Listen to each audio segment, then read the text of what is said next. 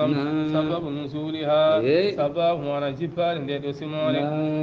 anna rasulallahi sallallahu alaihi wasallam kharaja o yalti fi sanati sadisa o innalaɗo allah sallallahu alaihi wasallam o yalti hirani jeegoɓi an wonde ujunere temenne mana sahaba qasidina makka e pandiriyade mana makka leli itimara waɗoyde mana umra فخرجوا بالأمراء فأهرموا بالأمراء يكرمين المعنى أمراء ينزل هليفة نكون ينزل المعنى هليفة وساق صلى الله عليه وسلم نلاد الله نسجي ونيلاو 70 بدنا تغني جيد لنجلوبا هديا للحرم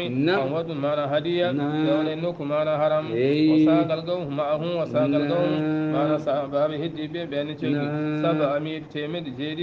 معنى نجلوبا فلما وصلوا الهديبية من قريها نوكن ويا هديبية وهي قرية بينها وبين مكة مرحلة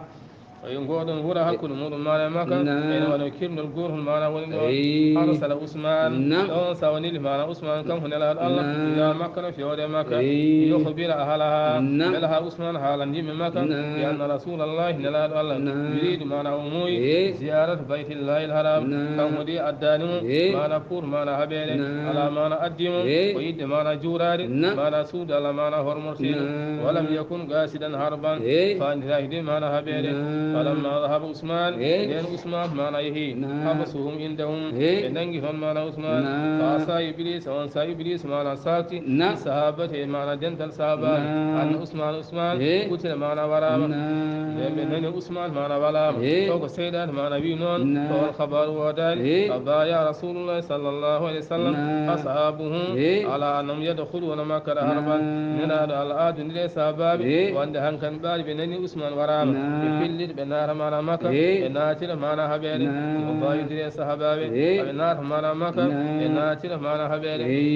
فلما بلغ المشركين ذلك لأن مانا هيفري بيتني وأن نلال الله مانا حال دي صحابة بن جغل ناد مانا مكة بناتر مانا هبيل يوم سأخذهم الروبا كل مانا ننجب نغتر مانا عثمان نغتر مانا عثمان أرتي نلال الله نغني عثمان وراها وطلبوا الصلحة يفري بمانا دبي نلال الله وطلبوا الصلحة من رسول الله نبي نلال الله مانا ودي المصلحة على أن ياتي في الآمن القابل بين نلال الله ويا هو هندير هلال يا ها هلال وندي سهلال وندي أري يا أنصى وأرى ونار مانا مكة عندكم والهند ضلتش يونو ساندم من بدي وان ما عادي فتحلل هو وأصحابه كم نلال الله ودكتي كم ويسهبا هناك تون وزبا وهرسي كم هنا الله ما ساقوا من الهدي كلا هم قدنا بنج مانا جلوي مانا ينبريدون ثم لا جويون سابين دوتي يالوهم الحزنا والك آبا كم سابا من دوتي أيون غندي متى أيون غندي مانا سنار فأراد الله الله موي تسليتهم مانا من يدبه ويذهب الحزن عنهم الله مانا يدي مانا يتندي مانا سنار يوم ساف أنزل الله الله جبينه نلاد الله صلى الله عليه وسلم يدو سماره وهو سائر ليلا توم يهمانا جم في رجوعه مانا تومرتو تود مانا مدينة على جبين ماكو يدو مانا سمورة هو سيري سناري ويجوب يقوم بيال وإنا لمن فتحنا لك من انتي مانا من أدرهم أو محمد صلى الله عليه وسلم أي قدينا بفتح مكة وغيره في المستقبل قنوة بجهادك دنيا وني آل محمد إهان فاني ألقينا مانا مكة إنا فتحنا لك من قدرهم مانا مكة فتحا مبينا قدر المانا بينغل يغفر لك الله بلها لا يفمع محمد ما تقدم كلا فنقردين دا إن زنبك بكار ما وما تأخر كلا وتكف دا مانا قل لي البنغ مانا بكار لا يفمع محمد صلى الله عليه وسلم أبي ترغب أمتك في الجهاد بلها انفرنا لجل مانقل يا هبيل مانا دينا ويتم على تيمنا نعمته ونعمك عليك دوما ويهديك على شيونما سرادا الله المستقيم ما نفوجين وينصرك الله على ما نول ما يدعو أنما نصرا بلل عزيزا ما نتدنغل وخير على تقل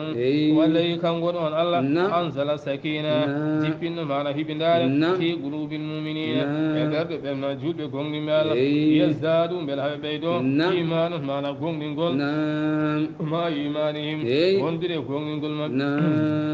قال وانجبن ما نهبن دار يقرد ما نجود بقوم مال يزدادوا بالحبيدو إيمان قوم نقول ما إيمانهم وندري قوم نقول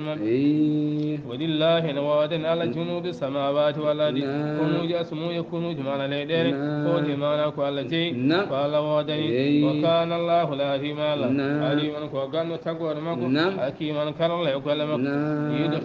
ليدخل المؤمنين في الحال النار بأن ما جول بقوم بالله والمؤمنات الجول بما نروا بقوم بالله جناتنا الجنة تجري من قال ندانا دوغ من تحتها الاسمودون الأنهار ما نشاء خالدين فيها فيكم ساسو الجنة ويكفرهم الله ما نهون نبي الله ما نحفر نبي سيئات ما نبون نبي وكان ذلك الله مدون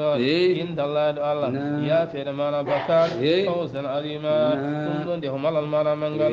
ويجب المنافقين على نف لفت ما ننافق ورمي والمنافقات النافق ما ننوبي والمشركين لين جنبي على قدن فبنغ ما نورمي والمشركات لين جنبي على قدن فبنغ نوبي الظانين بالله سكوا بالله ظن سوء ما نسكي ما نبندي سكوا وند الله والله النبي صلى الله عليه وسلم عليهم يوم مبي دائرة السوي لفت ما نبندي وهون مبي كم سكوا ما ندين ما نسكي وغضب الله عليهم فكر الله وندو مبي ولعنهم على ودرني ما نهون يرمين وعد لهم على هبلني جهنم تين جهنم وصار بني مسيرا ما نرطر ولله نوادن الله كنوز السماوات كنوز ما نسموج ولا دي كنوز ما نليدر وكان الله لا همال عزيزا كفول الله مكن حكيما كان لا يقول مكن إنا أرسلناك شاهدا ومبشرا ونذيرا لتؤمنوا بالله ورسوله وتؤزروا وتوقروا وتسبحوا بكرة وأصيلا إن الذين يبايعونك إنما يبايعون الله يد الله فوق أيديهم فمن نكث فإنما ينكث على نفسه ومن أوفي بما عاهد عليه الله فسنؤتي أجرا عظيما إنا لمن أرسلناك من نليما محمد صلى الله عليه وسلم شاهدا معنا كاتيد هوري دولين الماء ودايتني من الأنقل على الماء ومفسرا كابلتنو كالبوندين ونار هو الجنة ونزيلا كاتيتنو كالمجبال ونار هو مانا جيني يؤمن بالله بلا هبين بوندين الله ورسوله نلاد الله وتؤزرون معنا بتدين نلاد الله وتؤزرون نبالله نلاد الله وتوقرون يتدين ما نلاد الله وتسبحون يتبهن الله بكرة سبحان وأصيلا ما نكيد ولتؤمنوا بالله ورحمه من الله ورسوله نلاد مكم وتؤزرون فالله دين الله وتوقرون مولن ما دين الله نلاد الله وتسبحون ما ندون الله تبهن الله بكرة سبحان وأصيلا ما نكيد إن الذين أين بين بايعونك هاد دروب إنما يبايعون الله فمري فهم ولا قاد ندرما قاد ندري ما نكوي الله يد الله ما نحتن الله فوق أيديهم إن دوم ما نجود من فمن نخي كلام ما نكسر ما نأودن آدي فإنما ينكث على نفسه وشتن ما نكوي ومن أوفى على فو ما نقول ما وعدهم بما آهد عليه الله ومن أوفى ونكم بما آهد عليه الله وعاد ندري الله كوني ما نعاديو فسنوتيه أين فيحكو ديوم أجنا ما ننجبدي عظيما ما نمون ومن أوفى كلام كمن بما آهد عليه الله وعاد ندري الله فسنوتيه وندما الله كم أجنا ما نبراج عظيما ما نمون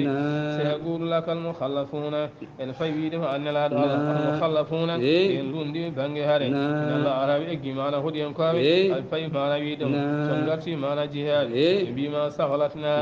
من جهنم يا جهاد سغلتنا سهلني من أموالنا جود الأمن وأهالنا يكون جامع من ياد لما أمن سهلني ما يكون جامع جود الأمن ستي من جهي إن قال دينا وشكل الأمن نبي من ياد فاستغفر لنا يا قول من الله يا الله يا منكم من جهنم يقول الله يقول الأنبياء بألسنة يدم لمبنى ما ليس في قلوبهم وكال يدم لهم كل وانا نبي وكال هو وانا قوم والهدم ياري سوهل معنا جود المبنى معنا باسم المبنى وانا قوم الله يقول ويبي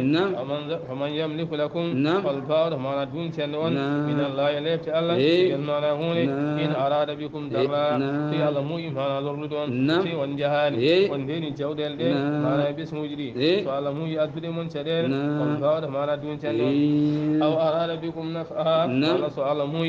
معنا نفع يرمى فالبار معنا فامي يجي هذا نفع الله معنا يرمى الله بل كان الله لا رحم الله ما تعملون كن الله خبيرا الذين هم في بلدهم بلدة أن كي ظننتم أن تكينوا الله ينقلب رسول هذا هو ياد مع الجهاد ولا شكرا دون ولا هنلا ما نعرفها والمؤمنون جند قوم بال شكرا من تراو إلى أهلهم شود كورج من أبدا ما نعرف وزين ذلك ثم جمعنا سودام يقولكم ما نهج إلا يوم سودام ما نبير لمولا وظننتم أن تكين ظن سوي سكي ما نبوندي وكنتم الله رحمة قوم ما نكون يبي بورا ما نهلكي من لم يؤمن بالله ورسوله كلام غونغنا الله غونغنا نلا الله فإنا من أعتدنا من قبلني الكيف ولندما يدعو سيئا جينغول ما سيئا ولله نوادنا الله ملك السماوات لا من تلسموني ولا إلا من تليدين يغفر الله يافو لمن يسعى مهاجي يافعل وينزو من ليبتن من يسعى مهاجي ما نليبتن وكان الله لا رحم الله غفورا رحيما الذي هو جرم هذا الله ما له جافر سيقول المخلفون فيبيدا بين دون دي بجهال جهاد إذا انطلقتم ستيون بالريم إلى مغانم شود أدويد ما نجودين الطيب ما نبيدون تاخذوا بالهانم وين جودين الطيب ما نبيدون زارون هذا تيمين نتبيكم من جادهم الله يبيدوا في يومداني يريدون كمتي أموي أن يبدلون من قصتوا كلام الله حال الله يقول فيه أن تتبعونا وندبر هاي أمن كذلكم فرنداني ومجردنوني قال الله من قبل الذي هالي ما نكوادي الذي من قال ما نجد هالي وسيقول ويفاي ما نبيد سايب جاد رايمون ويفاي ما نبيد والتحسدوننا وننكي كون حاسد جامع ونجد من جادمون سبون من كبد الجودين وكذا من ياد سوانا حاسد آقل الله يقول كان بلاهيم لا يفقهون فامان بني دين إلا قليلا سوانا سير كل المخلفين بين لون دي من الأعراب يجهد ينقوي ستدون عدم فين الدين إلى قوم سود يمي ولي بأس سديد ومن هاي ما نسيم بيج ما نشتوي وقاتلونهم ما نكبون بين أو يسلمون على بين ما ننجبلون نار دين فإن تديو سفي ما ننجبي يودكم الله أكبر حجرا ما ننجبي حسنا ما نمجري وإن تولوا سفي ما نندور نيما فما توليتم هندور من قبل ما نكوادي فانتلي ميادي ياسبكم على ليبتون عوابا ليبتون أليما ما نموسي ليس على الأمي حرج على يدوم ما نلجو على يدوم ما نقوم حرج ما نبكر قم سويا عن جهاد وندي ما نبكر على يدوم ولا على الأرج على يدوم ما نلجو حرج بكر ولا على المريض على يدوم سلان حرج ما نبكر بين ترك له عن جهاد وندي ما على بكر قم ما يوم سلان ما نلجو يسجع عن جهاد يدي ما نبكر على يدوم فنه وانا بيدو كلام ما نيا جهاد وندي نجي ما نبكر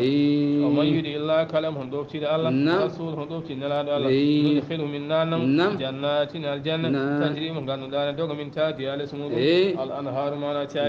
ومن يتولى كلام هندور نيل ما نصدي ما نجب حالا ما من لبتم عذابا لك أليما موسى ما نتلا